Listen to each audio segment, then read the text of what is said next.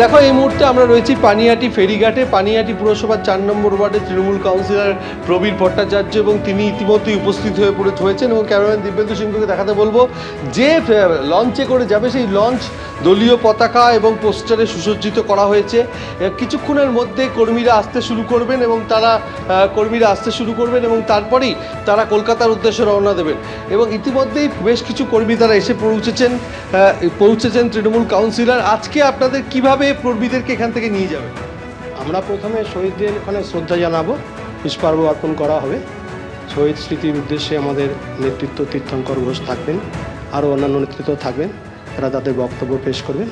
তারপর আমরা সকলে সম্মিলিতভাবে এই দোতলা ভেসেল করে চেষ্টা করব আমরা ফেয়ারলি প্লেসে পৌঁছতে।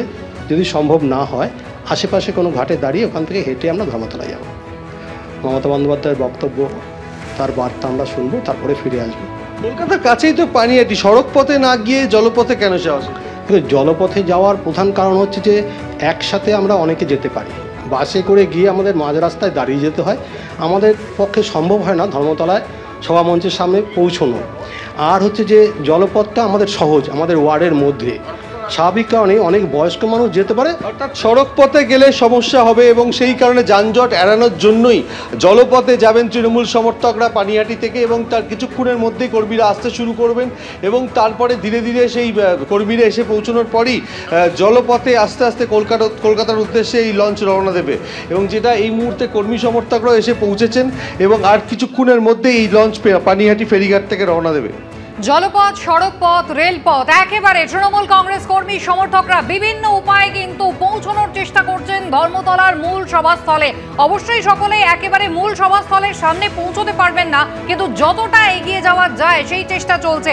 6 জায়গার ছবি দেখছেন, একদিকে খড়গপুর, অন্যদিকে হলদিয়া, নারায়ণগড়, দুর্গাপুর, সাগর এবং চাকদা। বিভিন্ন জায়গা থেকে ফ্লেক্স নিয়ে, কাট আউট নিয়ে মমতা বন্দ্যোপাধ্যায়, অভিষেক বন্দ্যোপাধ্যায়ের ছবি হাতে ইতিমধ্যেই তৃণমূল কংগ্রেস কর্মী সমর্থকরা, গন্তব্য তাদের ধর্মতলা।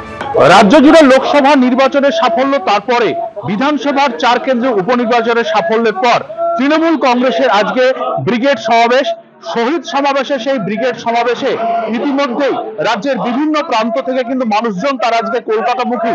পিছিয়ে নেই পূর্ব মেদিনীপুর। এই মুহূর্তে আমরা রয়েছি হলদিয়াতে। দেখতেই পাচ্ছি হলদিয়া থেকে তৃণমূল কংগ্রেস কর্মী সমর্থকরা রীতিমতো মিছিল করে তারা কিন্তু যাওয়ার চেষ্টা করছেন। আজকে শহীদ সমাবেশের মঞ্চ কার্যত কিন্তু সেখানে বিজয় সমাবেশ হতে চলেছে এবং আমাদের সঙ্গে রয়েছেন বেশ কিছু নেতৃত্ব, তাদের সঙ্গে কথা বলে নেওয়ার চেষ্টা করব। ব্রিগেডে আজকে যাচ্ছেন, সেখানে মমতা বন্দ্যোপাধ্যায় কি বক্তব্য শোনার জন্য আগ্রহী আপনারা? দেখুন, 21শে জুলাই সারা বাংলার মানুষের কাছে একটা আবেগ, তৃণমূল কংগ্রেস কর্মীদের কাছে একটা উদ্দীপনা। আমরা আজকে যাব আমাদের জননেত্রী এবং আমাদের সেনাপতি অভিষেক বন্দ্যোপাধ্যায়ের বক্তব্য শুনতে। আগামী দিনে উনি কি দিশা দেখান এবং কি নির্দেশ দেন, আমরা সর্বস্তরের তৃণমূল কংগ্রেস কর্মীরা ওনার নির্দেশ মতোই কাজকর্ম করব এবং সংগঠনকে এগিয়ে নিয়ে যাব, এটাই আমাদের অঙ্গীকার। অর্থাৎ তৃণমূল নেত্রী মমতা বন্দ্যোপাধ্যায় পাশাপাশি সর্বভারতীয় সাধারণ সম্পাদক তৃণমূল কংগ্রেসের অভিষেক বন্দ্যোপাধ্যায় কি বার্তা দেন, সেই বার্তা শোনার জন্য যেরকম ভাবে তৃণমূল কংগ্রেস কর্মী সমর্থকরা এগিয়ে রয়েছেন। পাশাপাশি ক্যামেরা পার্সন মানুষকে দেখাতে বলবো, এই যে বাসগুলো রয়েছে সেই বাসে করে কিন্তু তারা কলকাতার উদ্দেশ্যে রওনা দেবেন এবং সেই জন্য কিন্তু তারা ইতিমধ্যেই প্রস্তুতি